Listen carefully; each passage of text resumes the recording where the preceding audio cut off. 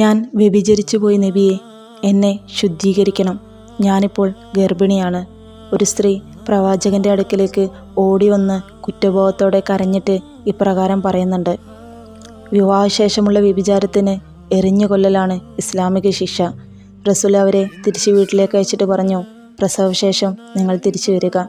അങ്ങനെ അവർ പ്രസവം കഴിഞ്ഞ ഉടനെ വീണ്ടും റസൂലിൻ്റെ അടുത്തെത്തി. അപ്പോൾ അള്ളാഹുവിൻ്റെ റസൂൽ പറഞ്ഞു, നിങ്ങൾ തിരിച്ചു പോവുക, നിങ്ങളുടെ കുട്ടിയുടെ മുലകുടി പ്രായം കഴിഞ്ഞിട്ട് തിരിച്ചു വരിക. അങ്ങനെ കുറച്ചു കാലങ്ങൾക്ക് ശേഷം കുഞ്ഞിൻ്റെ മുലകുടി പ്രായം കഴിഞ്ഞ ഉടനെ അവർ വീണ്ടും റസൂലിൻ്റെ അടുത്തെത്തി. അന്ന് അവരുടെ ശിക്ഷ നടപ്പിലാക്കുകയാണ്. ആ സ്ത്രീയെ എറിഞ്ഞു കൊല്ലുകയാണ്.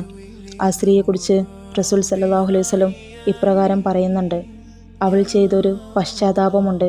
മക്കയിലെയും മദീനയിലെയും മുഴുവൻ ആളുകൾക്കിടയിലും വിഹിതം വെച്ചാലും അത് വീണ്ടും ബാക്കിയായിരിക്കും.